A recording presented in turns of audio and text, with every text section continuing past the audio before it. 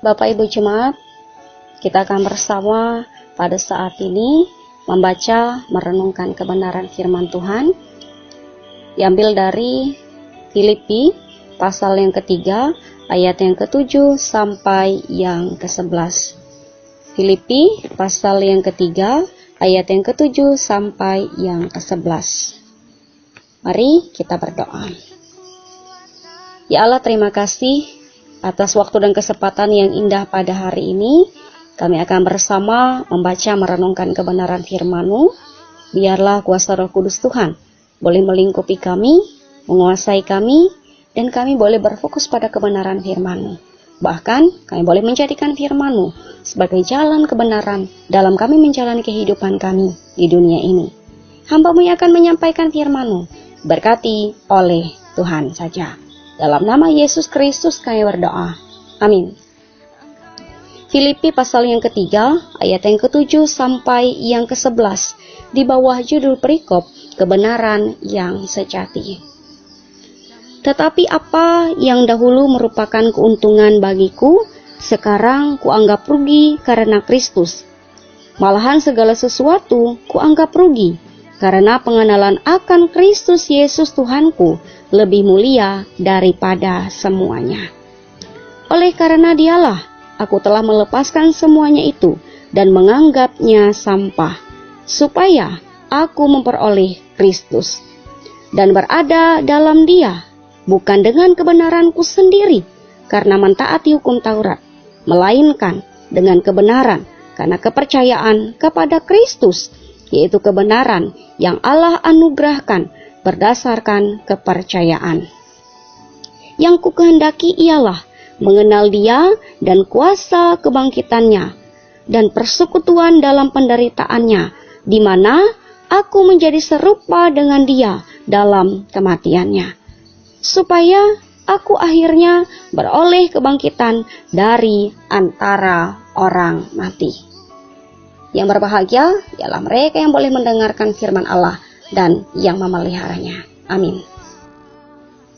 Bapak Ibu Jemaat, ketika kita menemukan sesuatu yang berharga dalam hidup kita, pasti kita akan berusaha untuk terus menjaga, untuk terus merawatnya sebaik mungkin, agar sesuatu yang berharga itu terus menjadi suatu hal yang berharga dalam hidup kita. Bapak Ibu Jemaat yang dikasihi dan diberkati oleh Tuhan kita Yesus Kristus, saya yakin kita tidak asing lagi dengan yang namanya Paulus. Ia adalah seorang rasul yang luar biasa, melayani umat dalam misi-misi pelayanannya. Kita juga tahu sebelum bertobat, Paulus yang dulunya bernama Saulus adalah seorang yang termasuk golongan Farisi dan menganiaya umat atau pengikut Kristus. Ya, sebelum bertobat, ia adalah seorang Farisi, golongan Farisi. Ia juga menganiaya pengikut-pengikut Kristus. Dan artinya lain, ia adalah seorang yang ditakuti oleh pengikut Kristus. Jadi seorang Paulus ini adalah seorang yang diubahkan. Seorang Paulus ini adalah sosok pribadi yang diubahkan ketika ia mengenal Yesus Kristus. Ia adalah seorang pribadi yang diubahkan ketika ia mengenal Yesus Kristus. Bahkan dalam bacaan kita hari ini, bagaimana Paulus mengatakan lebih mulia daripada semua hal ketika ia mengenal Yesus. Kemudian tujuan hidup Paulus pun berubah. Ia memiliki keinginan untuk semakin mengenal dan menjadi serupa dengan Dia dalam kematiannya. Tujuan hidup Paulus berubah ketika ia mengenal Yesus Kristus. Bapak Ibu Jemaat yang dikasihi dan diberkati oleh Tuhan kita Yesus Kristus. Paulus, seorang manusia biasa, bisa diubahkan menjadi berkat yang luar biasa untuk orang lain. Kenapa? Karena ia sudah menemukan sesuatu yang berharga dalam hidupnya, yaitu Yesus Kristus. Kita pun bisa seperti itu, asalkan kita, yang pertama, meninggalkan dan menanggalkan apa yang ada di belakang kita yang bisa mendatangkan dosa. Kita pun bisa diubahkan menjadi berkat bagi orang lain ketika kita meninggalkan, ketika kita menanggalkan apa yang ada di belakang kita yang bisa mendatangkan dosa. Kemudian yang kedua, bersekutu dengan Tuhan lebih dalam lagi. Kita bisa menjadi berkat bagi setiap orang, bagi orang lain, ketika kita semakin bersekutu dengan Tuhan, dengan lebih dalam lagi. Dan yang ketiga, kita pun bisa menjadi berkat bagi orang lain ketika kita mentaati firman-Nya dalam kasih. Ketika kita mentaati firman-Nya dalam kasih, maka kita akan dimampukan menjadi berkat bagi orang lain. Kita bisa seperti Paulus, yang bisa menjadi berkat bagi banyak orang ketika kita meninggalkan apa yang ada di belakang kita yang bisa mendatangkan dosa. Ketika kita bersekutu dengan Tuhan Yesus lebih dalam lagi, ketika kita mentaati firman-Nya dalam kasih, maka niscaya kita akan mampu menjadi saksinya. Bapak Ibu jemaat, karena kita sudah menjadi umat-Nya, kita sudah menemukan sesuatu yang berharga dalam hidup kita, yaitu Yesus Kristus. Jadi, mari kita semakin mengenal Dia lebih dalam lagi.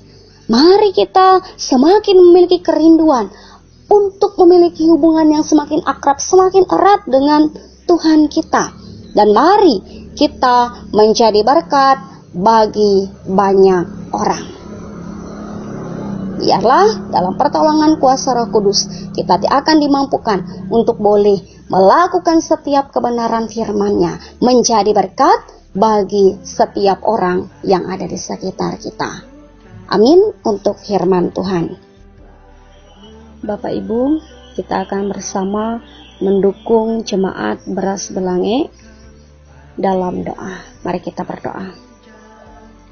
Ya Allah, terima kasih. Kami bersyukur atas firman-Mu yang boleh kami dengarkan bersama.